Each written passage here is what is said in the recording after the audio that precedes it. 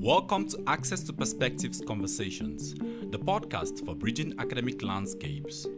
At Access to Perspectives, we provide novel insights into the communication and management of research. Our goal is to equip researchers around the world with the skills and enthusiasm they need to pursue a successful career.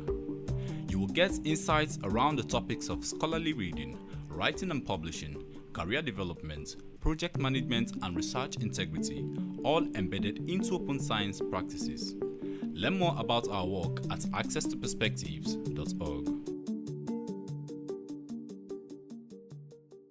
Okay, so here we are, yet another episode at Access to Perspectives, and our esteemed guest today is Tony Alves. Warm welcome, Tony. Glad to have you here with us. Thanks for joining. Thank you, Joe. It's a pleasure to be here.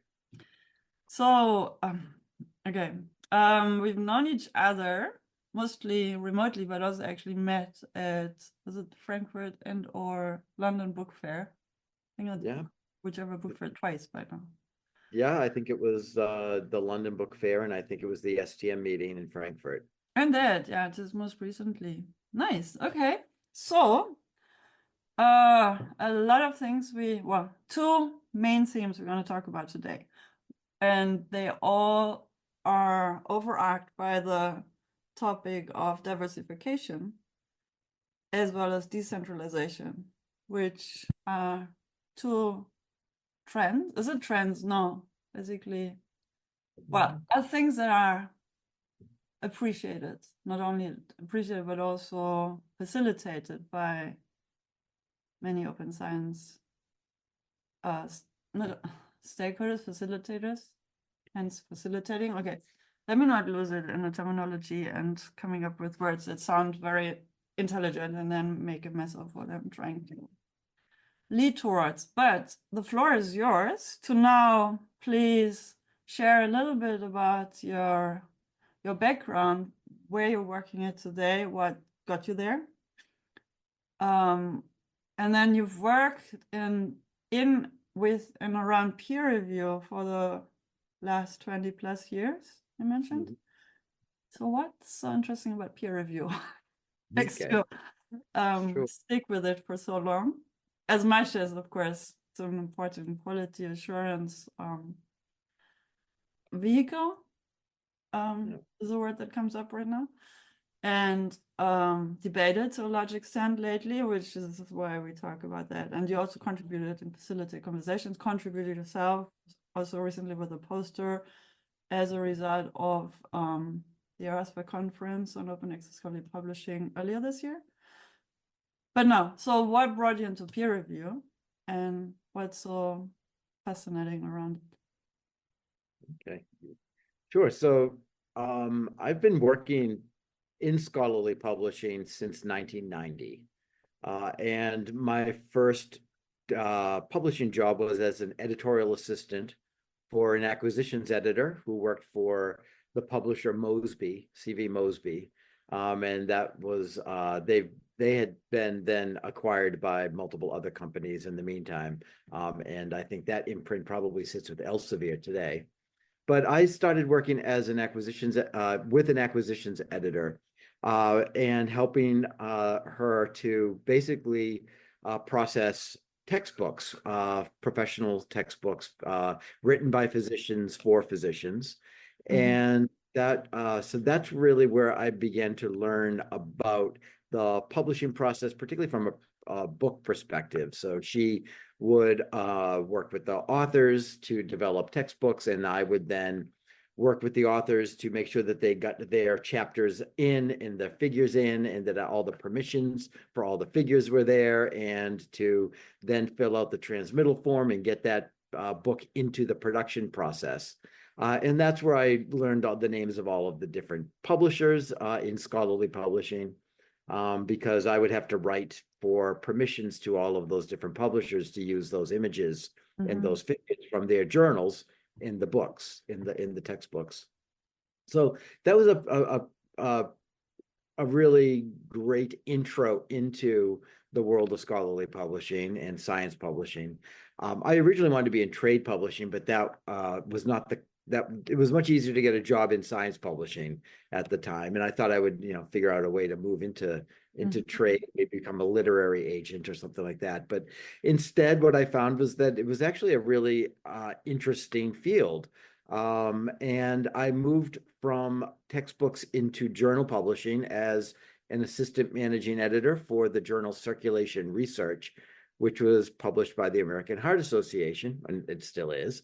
And there I helped design a peer review tracking system.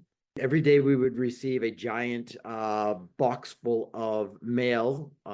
We would sit there, open all of the packages. There would be 3 copies of a manuscript, 3 copies of the figures, and of course a cover letter. And then we would stamp every page with the manuscript number and the date, and then stamp all of the figures and everything so that it was all together, create a physical file. And then we would start typing some of that metadata into the system that I had put together using FileMaker Pro.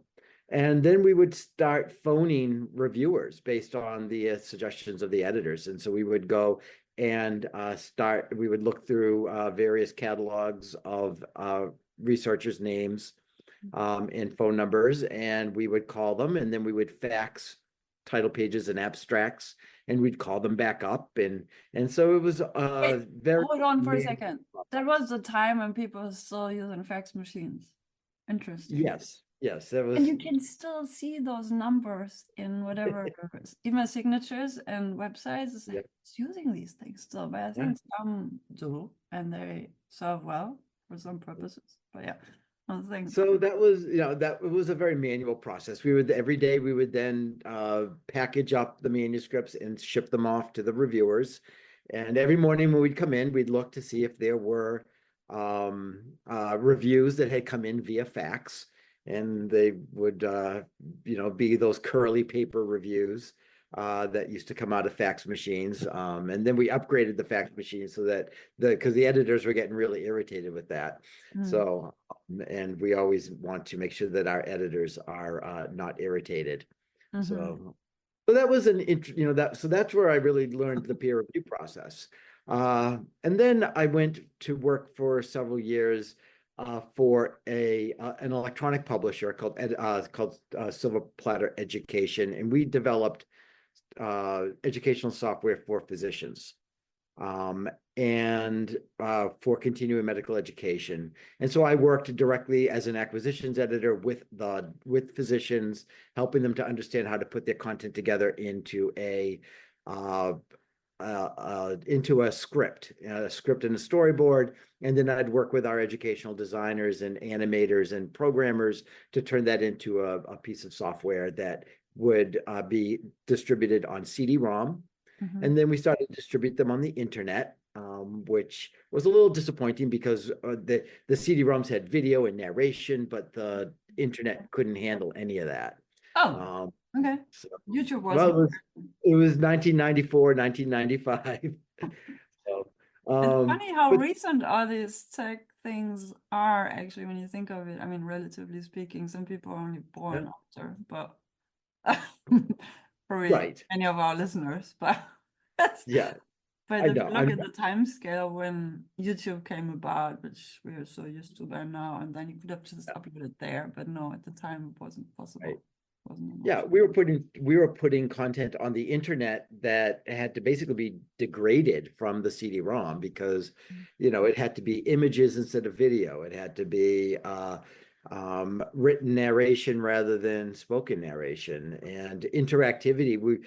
We would work really closely with the doctors to create interactive sequences where the user would drag and drop things or measure things and create really engaging content. But on the internet, you didn't have any of that back then.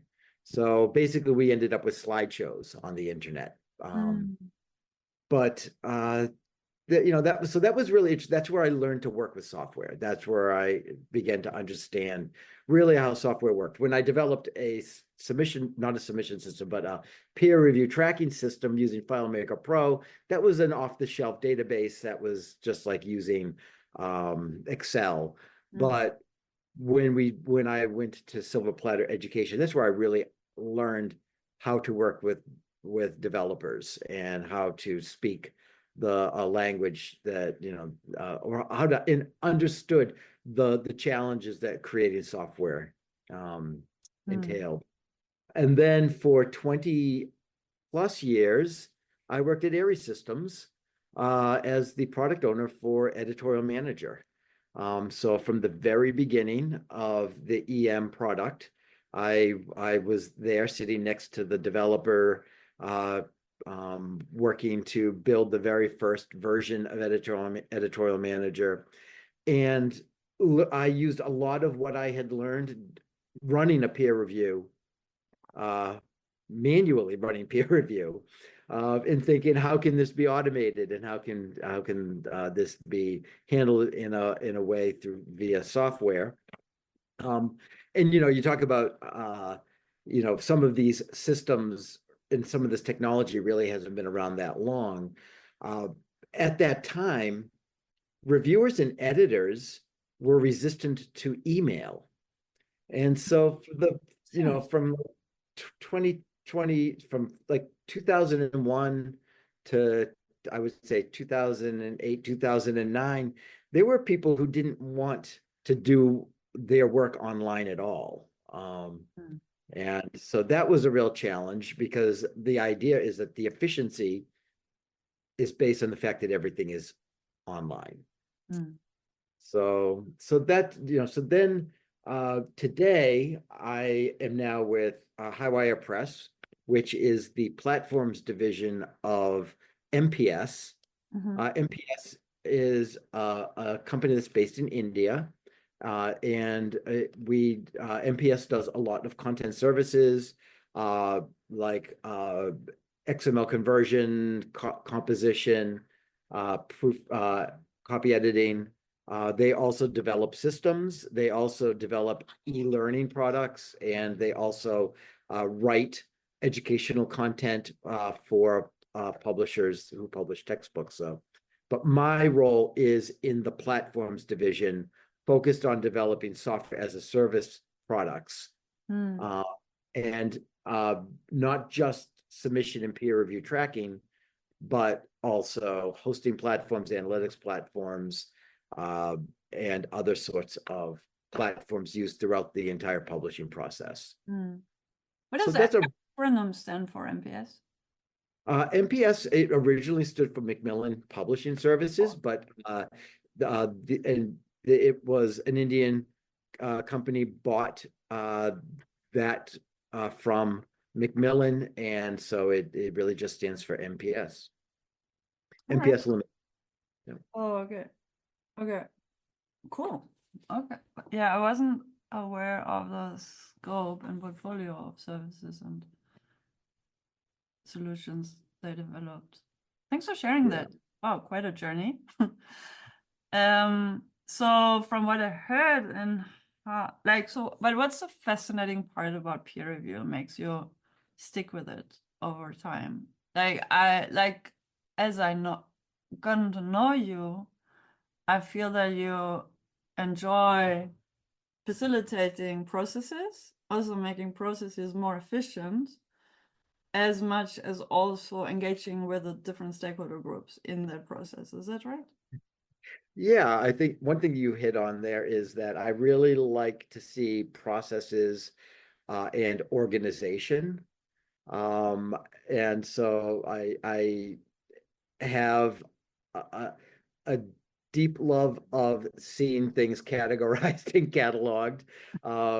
And when I first saw the workings of peer review working in that physical journal, it just seemed like there was a lot of inefficiency because things were being done redundantly and being done on paper.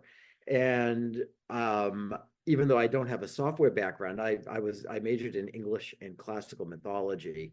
There was still I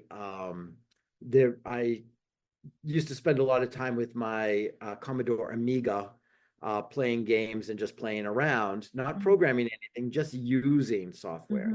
So taking what seemed to me to be a confusing and sort of disparate process of peer review and bringing it together where everything was in one place, being able to then look at the information and create reports so that you could look at the information in a more orderly way, so that you could try to create reports by pressing buttons rather than by taking out a pencil and writing things down. That I really liked that part of it. But I think that's the software part of it. What I like most about peer review is that it is I think that it is a great way to create quality, to create credibility, and it is because what you're doing is you're taking a piece of science or a piece of knowledge, a piece of scholarship, and you're asking at least two people to weigh in on what it says. Is it accurate? Is it true? Is it how can it be improved? And by no means do I think it's in any way perfect, but that even just having that process in place creates credibility around science. Yeah, I like when I introduce the peer review processes in my trainings, I introduce it as a collegial support system for the purpose of quality assurance, in the sense of I don't know, that's something I personally view, and weigh in your opinion if you also see that or not, because peer review tends to be and many, not all, but many journals, it has become a gatekeeping mechanism. As in, is it good enough for this journal? I mean, yes, scope of topics. I mean, does it fit the scope of content? But also for the quality, and then intrinsic conscious or unconscious biases that come in. And that's the negative sides, which is also why we're having this conversation in the first place, because we've done quite a lot of work on decentralizing, improving the processes, and also diversifying. So we can look at different, we can dig into and discuss some of the pros and cons of different types of peer review. But then also, I would rather again see it as more of what you described, that yes, it's a way to assess, but in a supportive manner, and not assuming, oh, that researcher who's presenting their results can surely do better, and let's find something how they can improve. But also, but rather oh, what did they do well? Because it's often not mentioned. And then in some review processes, you find that the author go back and then edit the good stuff and actually make it worse, or change the story to seemingly meet the editorial board's opinions or wishes, where there might not even have been any. It just wasn't mentioned that some paragraphs are actually well written and good. I mean, sometimes it's happening, but rather, yeah, so to see each other, like the word itself implies we are all peers, we're equal professionals, and not one standing higher than the other. And then let's not assume whoever's the reviewer knows better and more on the topic compared to the presenting author. I'm not saying that that's always the assumption, but it can come across as if, and being perceived or by either party as if. So that submitting authors feel intimidated by the whole review process, and then being assessed because who likes that?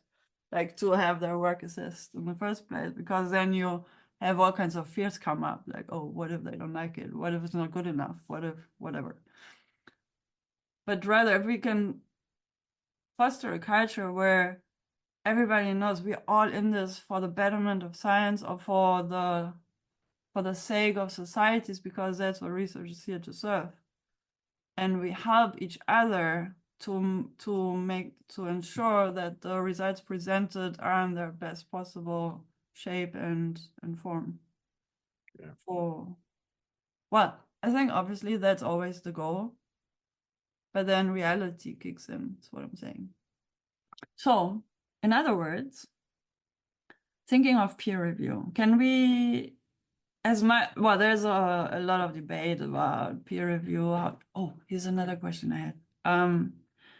In your experience over the past 20 plus years of being in the review management and processes arena, do you agree or disagree that peer review has become basically almost impossible to manage due to the high proliferation of papers being produced, so that researchers just can't keep up with reviewing? So that's one question. Maybe we leave it there for now. And the other one, referring back to what I said earlier, or just in a nutshell, would be how collegial can peer review really be given the biases and bottlenecks, and also the, like what I just said, like with the pressure because of the high, like the high publication. What is it? I'm lacking the words, not my first language. Just because we have too many papers to be reviewed. So the pressure points, the biases. So, like, do you see there is a tendency for more or less collegial approach to the peer review process, or is it more of a gatekeeping, or probably both, depending where you look? And then we come to your post on what different types there are. But okay, so first, is that too many questions? No, I think those questions fit nicely together, and starting with the question, is there too much research, and does that become is that a burden?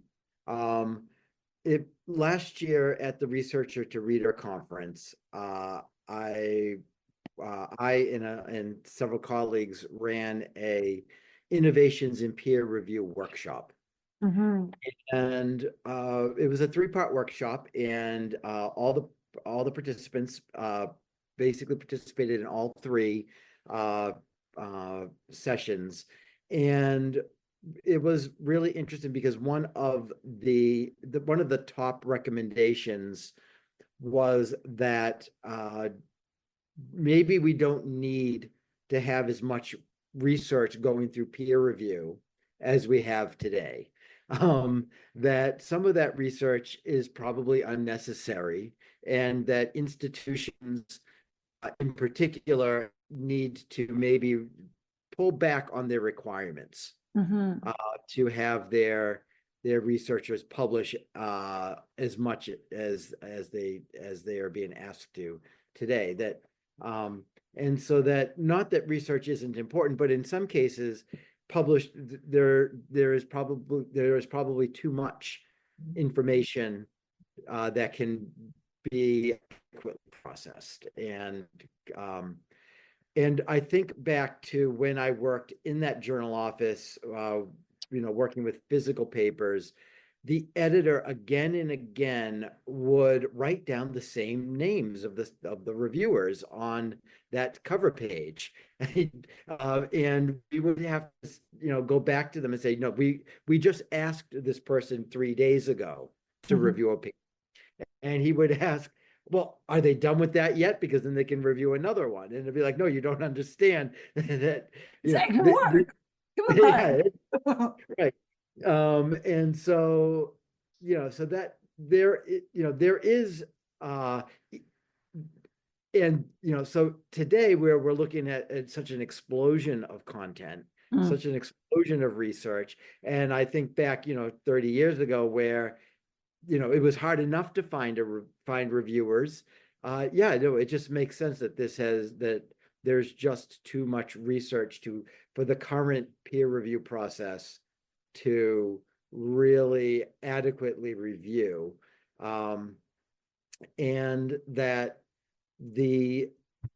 if one solution is to sort of, take a look at whether or not all the research that is being submitted really needs to be published, I think there you can say, well, maybe some of this research can be posted on preprint servers rather than published through traditional methods, because there are, we're developing peer review processes that are working quite well with preprint servers, and that some of that research that perhaps doesn't need to be as urgently peer reviewed can go through a more reasoned process where you don't have to, push busy researchers to get something done in a week or 2 weeks, but rather you can let it sit and let multiple people come in and take a look at it. That's an alternative form of peer review that isn't a lesser form of peer review. It's a more relaxed form. I like that thought, and it also takes a lot of the pressure out. It's like cooking. I have this analogy in my head now with cooking. So you let it, like a good stew needs to simmer over hours at low temperature. So you just put it out there on the stove, in this case, and then you just let it sit there for people to come by, have a look. Oh yeah, that looks nice. Oh, beautiful colors. Oh, that looks yummy. Oh, it's gonna take a few more hours before we can actually enjoy it. The family is gathering, so you invite some neighbors to the table. Like, you just give it the time that it needs. Also, good research takes a lot of time, and you just like the pressure that's being put on STEM researchers these days to be expected to publish minimum three papers within their their PhD journey, which is like usually 3 to 5 years, depends on what you count as actually a PhD and what's taking on giving lectures. So how much time you actually have to do research, how many results do you have to start from? Because in my case also, more or less we started from scratch with the system that we're working with. First we had to develop the method, so you already lose 2 years on method development before you can actually start the research. Like what? And in other disciplines, you get a fully fledged postdoc project on your table and you start publishing from the second week on your PhD. Like what? So first of all, it's not also matrices. But then most research projects actually take time, and they take 3 to 5 years before you can even start thinking of drawing conclusions from what you're seeing in your experimentation. Well, again, it's not comparable really, but the point is give it time. And then,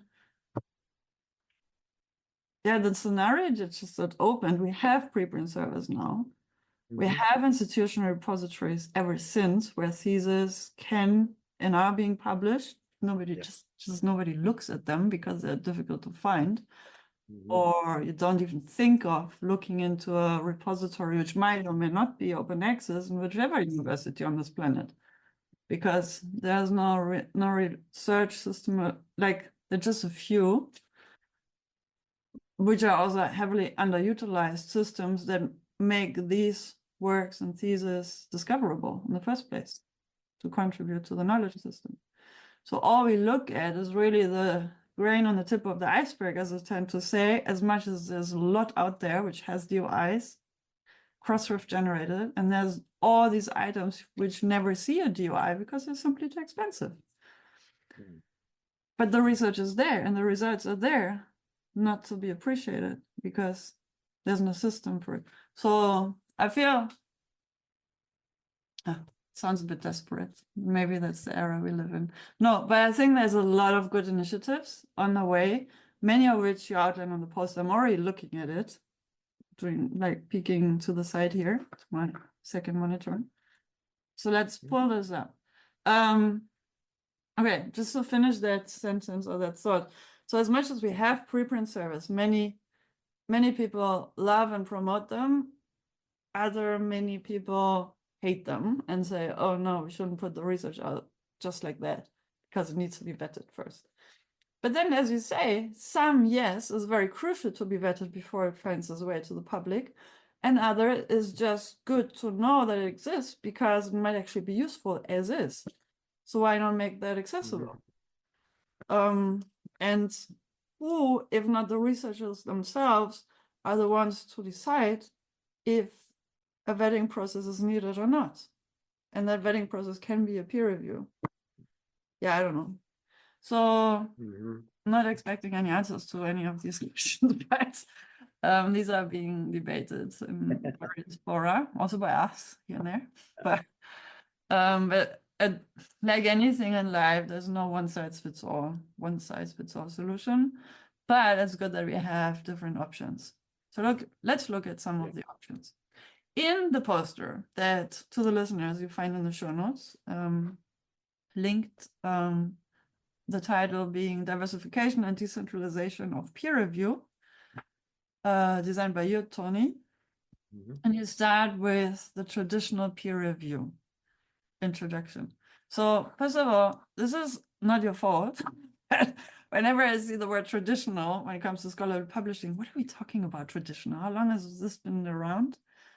And it's really only in the digital era, and the digital era is only so young, as you just pointed out, right? But we still use the word traditional, implying that it's been decades old. And maybe it is, if we look at analog times, but okay. It is. I mean, that's the peer review process that I was working in the 90s when we were dealing with paper manuscript. And you can even go back to.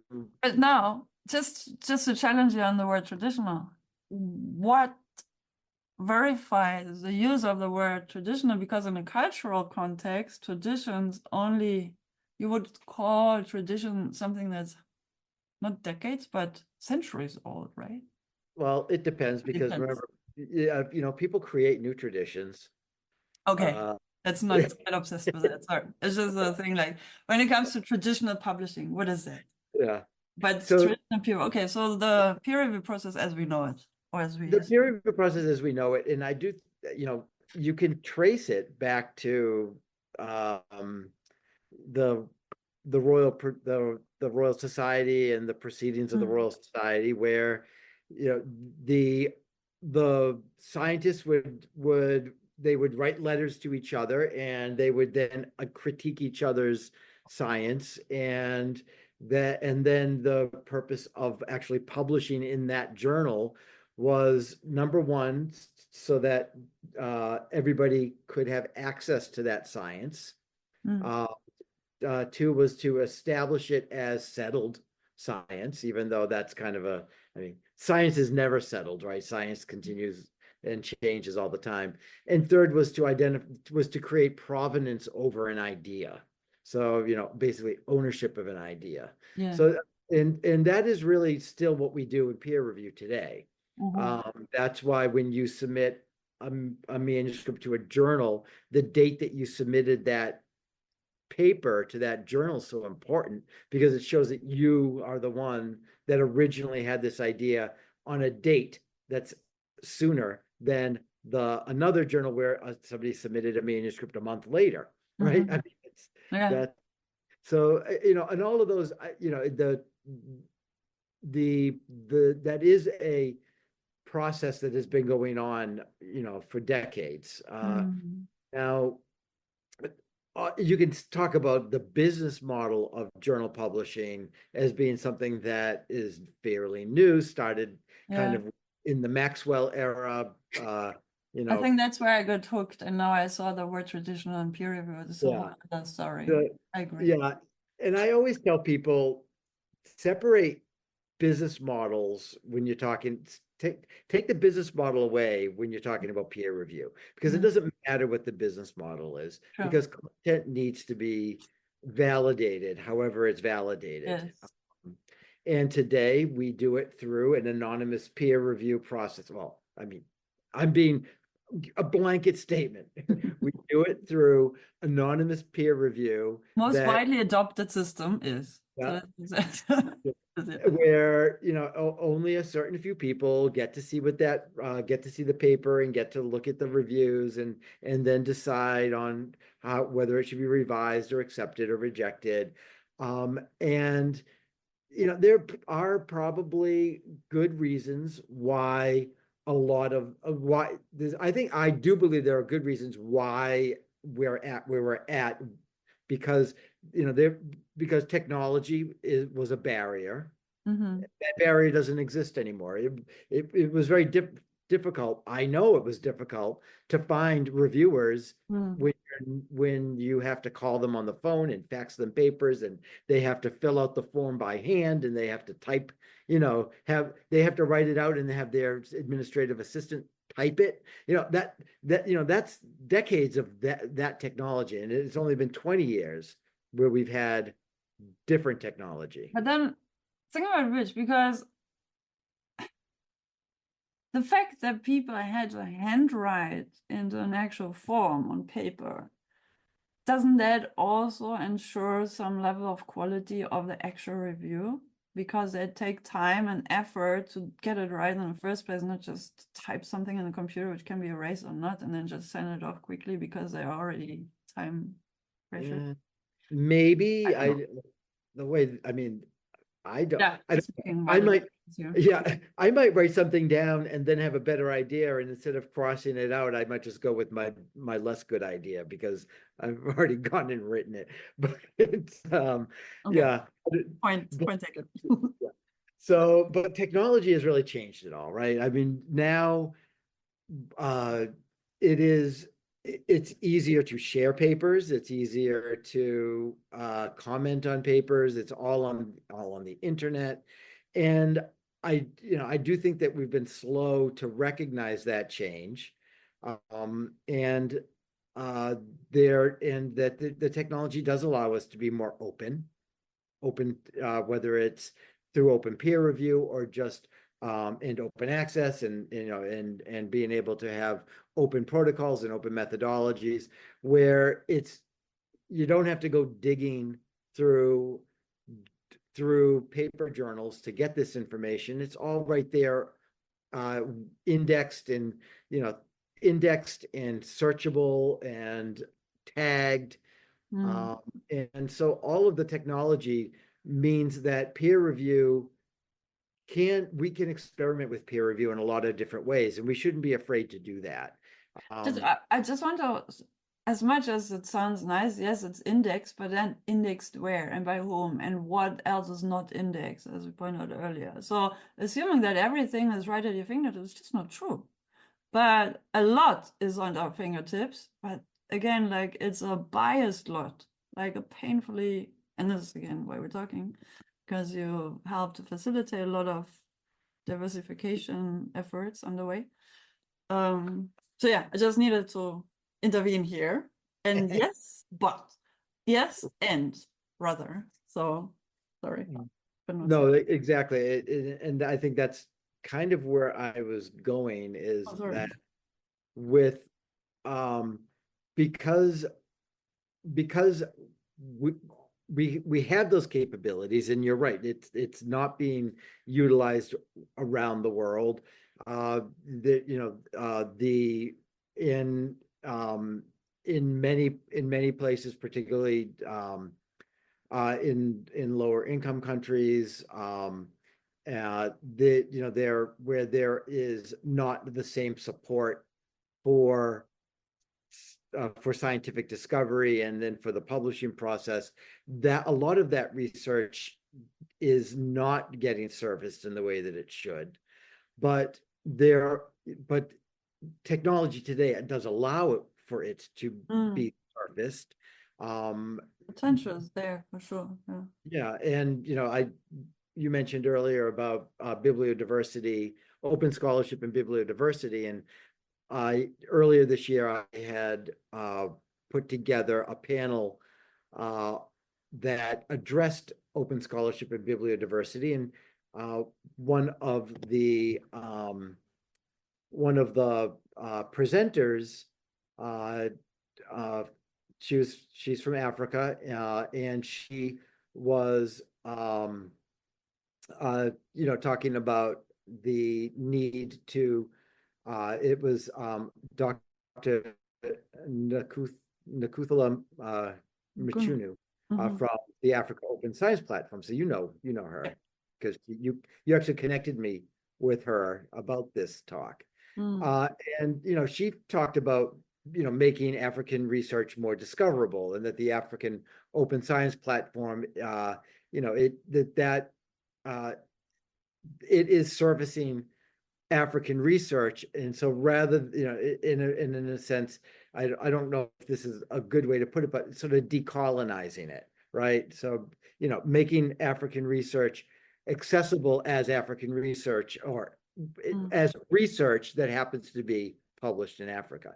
And, and it's a struggle, and it's a long road, but those are the kinds of initiatives that if it wasn't for the technology, that would be much more difficult, and that the technology facilitates that. Yeah. So what I've experienced also in running Africa Archive over the past 7 years now is because we started Africa Archive, which is now also integrated or part of the services through that the African Open Science Platform is curating or facilitating. So yeah, so our approach was the infrastructure is there, the opportunity and the potential is there. So, but it still needs humans to push for the diverse perspectives and to represent or provide the platform and encourage people and communities to take the platform and engage.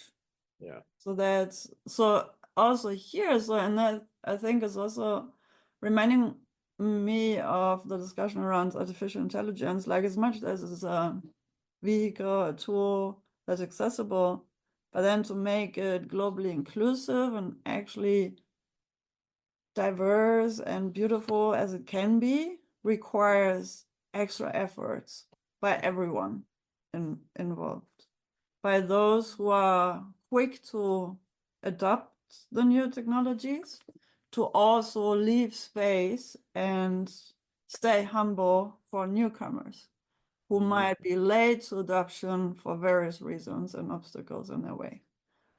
And same here. So as much as for scholarship, yes, there are opportunities and we have the technology, but then we need people to push and provide and raise awareness and inform and listen what they actually need. The technology as is might not fit the community where they are because connectivity. So you need to kind of build capacity in all kinds of different dimensions, but also, so the fear in the more, this is my observation, the fear in the more advanced, technologically advanced communities is that they have to give away of what they have, but it's really not the case. It's just like to leave space that's not occupied already and inviting others into the party. And thereby everybody benefits. That makes sense. All right. Yeah, I mean, inviting people in inviting people in is important, because that's, you have to, in order to expand and try to eliminate some of the bias, you need to have the diverse perspectives, right? And that in science and in scholarship, every discipline is different. They have different rules. They move at different speeds. It costs different amounts of money to produce the research in those different fields. Some of them have lots of images, and some of them have no images. Some of them have tables and graphs, and some of them don't. So all research is different. One of the things that going back to the poster that I had put together for OASPA, I looked at some organizations that are really trying to expand who gets to really help expand and train researchers. And they're not just looking at, they're looking at training researchers across the globe on how to do good peer review. And so I think that that's an area where I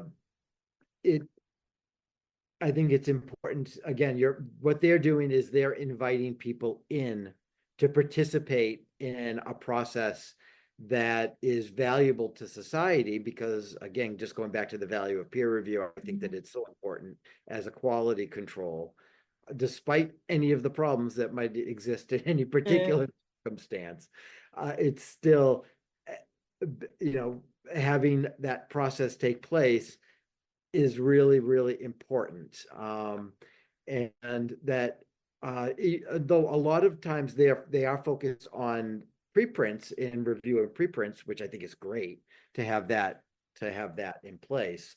What I think is the real value that they're providing is helping researchers better understand how peer review takes place and to socialize peer review as just part of the job.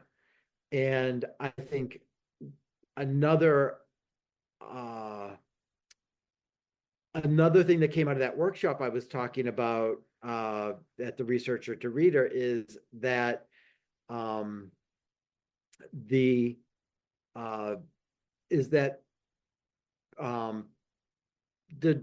peer reviewers, because they're hard to find, because they and because it's not not so much because nothing to do with how hard it is to find them, but the fact that it's not really a recognized activity. You don't get to put it on your CV, and you're not getting credit for it. Yeah, there are currently programs and initiatives to help with that. Like you can get ORCID credit for your peer review, and you can get certificates from the journal for doing peer review. It doesn't help you retain your position at your university or at your research institute. And that's another thing that came up as an innovation, is that there needs to be more recognition that the job of peer reviewing is an important job, that people are doing it, that it's taking up their time, and that they need to be compensated in some way. Now, the least popular solution to that was actually paying peer reviewers. So that and that argument I really don't buy. Like people say, oh, it's a voluntary whatever. I think it's part of the job of being a researcher. It's your damn job to make sure not only your own research is of highest possible quality, but also that of your peers. We are a community of service providers to society. God damn it. I'm sorry. First time I ever swear on this podcast. I'm sorry, I'm getting you so upset. No, I'm not. It's not your fault. You mentioned it. Like, gosh, can you stop it? Like, you're not unemployed. You're not doing this for nothing. Like, seriously. And also, you can decline. What's your problem? Seriously. Yeah. Right. Yeah. There are a couple of, I do think that paying for peer review, there's a place for it. But I do think that we do expect researchers to do it as part of their professional job, as part of the obligation of being a researcher. You produce research, you want your research peer reviewed. And there is, and so I do think that, there is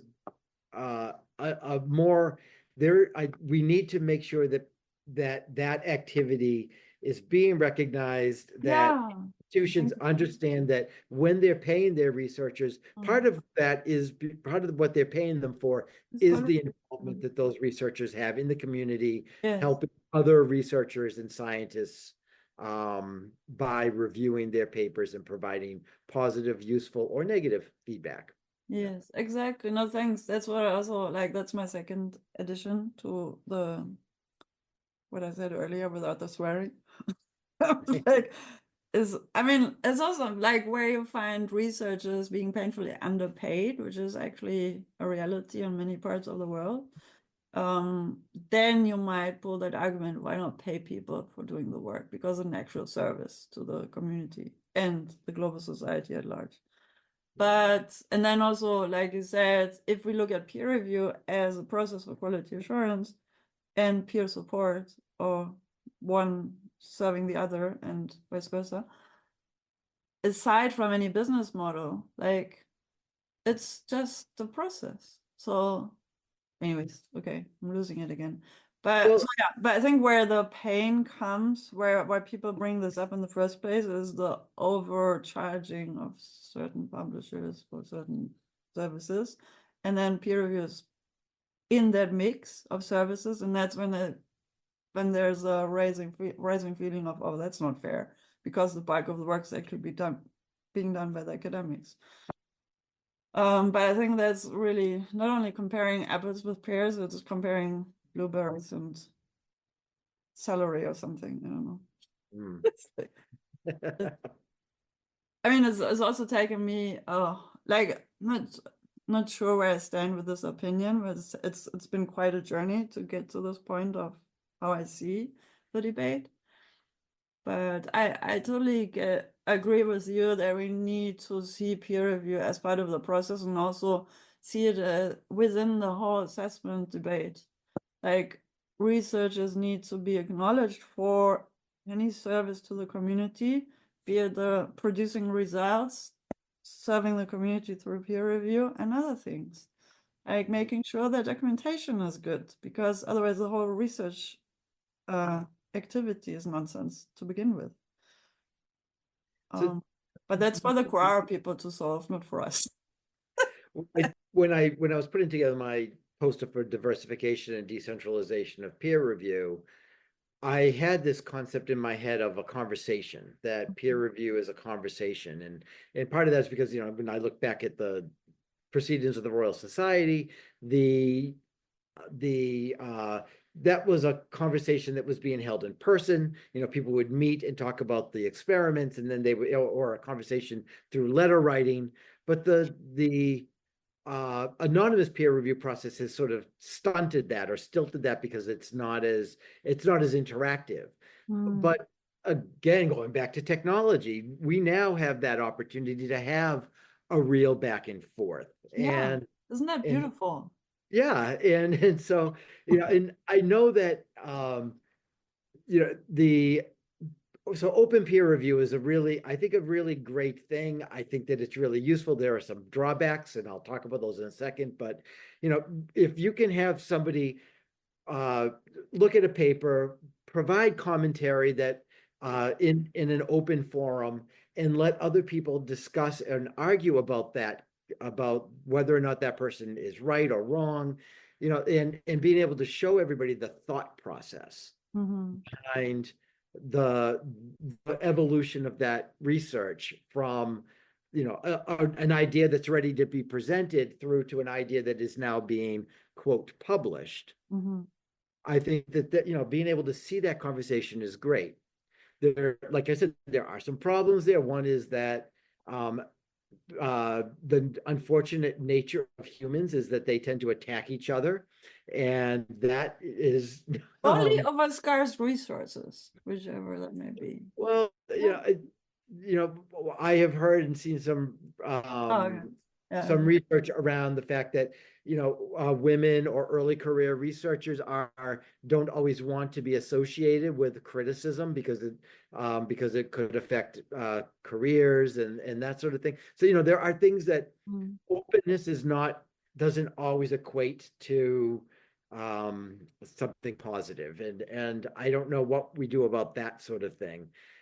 Maybe it can be open but anonymous, or anonymous if you want, but I mean, those are details that I don't think we need to dig too deep into right now. But also here, I think the diversity and the types and approaches to serve whichever community and purpose is good. To have a portfolio of approaches to pick from for whatever use case. Yeah. Right.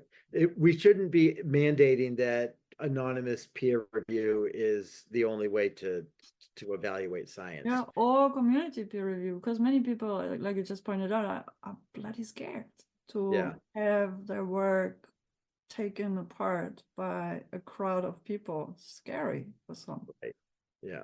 And for others is quite joyful. Right. And it's one thing if the people that are commenting and commenting on your work are other scientists, but unfortunately in open environments, it's hard to keep out people who aren't qualified or have an agenda. And so yeah, that's I would argue in some cases might actually be informative and kind of appreciated as in for stakeholder engagement purposes, and to have non-scholars ask questions, which so this is also an exercise I often do with on the scientific writing courses, to ask, okay, now try and explain the research to your grandma in your own language or in her language or wherever else relative. Even your parents, like for some bioinformatics might already be like a big challenge, but then to have to think outside our own bubble and box. One square, one is round. Well, that's interesting. Spheric. Yeah. But and that brings up new dimensions to the thought process of the researcher again. So okay, but I get you. Sometimes you end up having all kinds of you end up with trolls rather than troublemakers. yeah. And I mean, I've seen where citizen reviewers, non-expert reviewers are actually useful, where especially around things like if it's discussing compliance with a medication or a procedure where a regular person might say, oh my God, that sounds onerous and I could never imagine doing that. Whereas the scientist is thinking, well, this is for their benefit. Why wouldn't they do it? Yeah. Right. Because we all live in our own bubbles and we all have our own biases. And so bringing in the public can be a useful exercise. Now, if you're talking about something that's statistics heavy and has there are some places where where a layperson just is not going to understand the research, and if you're going to wait for them to read a book on statistics to figure out what the paper says, Then I think the key question that everybody should be able to answer to whoever in society, even like a 5-year-old kid, is why are we doing this in the first place? Not the answer because we can shouldn't be enough. Like just because we can do all kinds of stuff is just creepy and it's nonsense. Like we're beyond the Frankenstein era of research. Like we have more important things to deal with. Just because we can. Yeah, I mean, we can fly to the moon, yes, but can we save this planet first and make sure other generations can also inhabit it? Yeah, I know it's funny. Somebody was talking about going to Mars, and I forget, there was one of a scientist was Promise like, you wouldn't go into politics. I can see Elon "Oh Musk. no, this isn't political, but okay. we have not figured out how to settle Antarctica or to settle the bottom of the ocean, and Mars." The atmosphere of Mars is thousands of times more hostile than Antarctica or even our own ocean. And it's just, well, that's an interesting perspective. Okay. So thanks for providing that access to perspective. Yeah, well, I mean, it just really, not that we shouldn't try things, but keep perspective, right? Yeah. Okay. Well, just to point out, I mean, I thought we'd go through your poster, but it's really something for people to enjoy. Find it in the show notes, just to sneak peek. So you start from the traditional peer review process, sketch and short explanation, then introducing community peer review, and then presenting and featuring several service providers, notably as a bio, which famously put together, I think also painfully underutilized, and we're here to promote a whole registry of, well, as a bio, first of all, well, as a bio is behind also Reimagine Review, which is the registry of innovative alternative review platforms and services. And then Crossref data site, RORA. So what raw persistent identifiers play, links to these that are key of the process for discoverability as well, but also to provide credit where it's due, to make the reviews citable. And that now serves to the argument we had earlier to give attribution to the effort of being a reviewer and sharing your reviews publicly. Integrity, trust and integrity. Yeah. Oh yeah, and integrity, accountability, such things. Then there are systems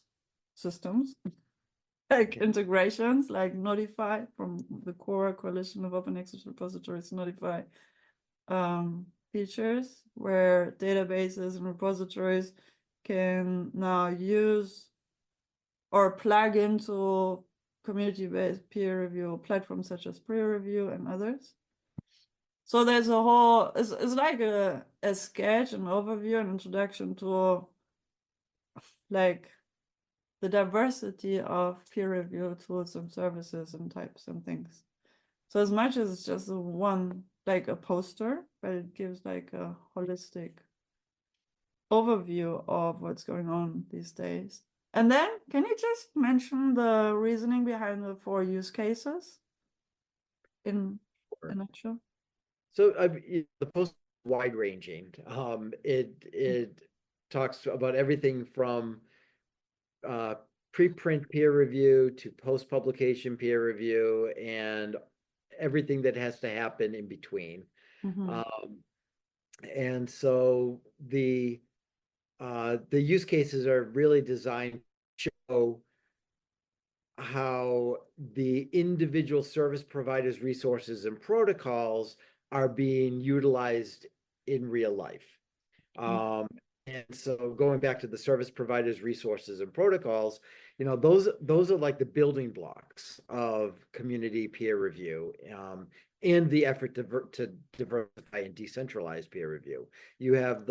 There are organizations that are doing the peer review, like Review Commons and PCI, where they are actually looking at preprints or in some cases published preprints and depending on the publisher, but looking at the papers and organizing peer review and only thinking about the peer review, not thinking about whether it's good for that journal, whether it's good for whether it fits an agenda or whatever. They're just organizing peer review. And then you have they're doing that peer review, but it's not enough to just look at an article and then say you're going to do peer review. You need mechanisms. So there need to be buttons to push, and then there needs to be a process behind the scenes in which that paper is the contents of the paper, or the metadata of that paper, or whatever it is, moves that to another system where that system is then used to maybe do the review or to notify people that a review is taking place. And then there still need to be systems that accept that review or that take that review in, or where that person enters the review. So something like Hypothesis, where you go on to a website and you can interact with that website using a plugin like Hypothesis. And then, but you need those mechanisms behind the scenes like Notify or Mecca or Doc Maps. Like Doc Maps is interesting because it takes the information of what has happened with that manuscript throughout its life and packages it up so that you can see the workflow behind how that paper was evaluated. And then you have And then sitting across all of this are those trust markers and the persistent identifiers that help move things along smoothly. Wow. DOIs that link things together, ROAR, which lets you know who the funders are and who where the research has been conducted, and ORCIDs that disambiguate people and let you know that they're real people. So those are all, and they all fit together in this ecosystem. Totally, yeah. So an easy to answer question, easy to answer for you. So yes or no? Do you think we're on a good path with the innovations and the technology support with the peer review process? I think that Yes or no, first of all? that's certainly not a yes or no question. Oh, I thought it would be an easy yes, and then okay, how? And then Yeah, add no. more flesh to the bones, but okay. So I mean, I cover a lot in this poster, but I don't cover everything. There are a lot of experimentations going on where people are trying lots of different things. And that one of the biggest obstacles is that though we have standards, we tend to create new processes rather than build on older processes. And there is a fundamental business problem where in order to propagate any of this, you tend to need money. And so that is where a lot of this runs aground, is that, as we talked about paying peer reviewers. Well, peer reviewers do need to be compensated for their time. And the idea is that because they work for a university or a research institute, they're getting paid a salary, and part of their job is to peer review. But you're displacing a cost. So you're displacing, instead of saying, I'm going to pay the peer reviewer, that peer reviewer is being paid by their salary, which to me and you, that makes sense. But how, when you look at something like a preprint server, today, those are being paid for primarily through grants, right? And so, or from people's pockets. I've done it for the better part of, anyway, right. I'll go there.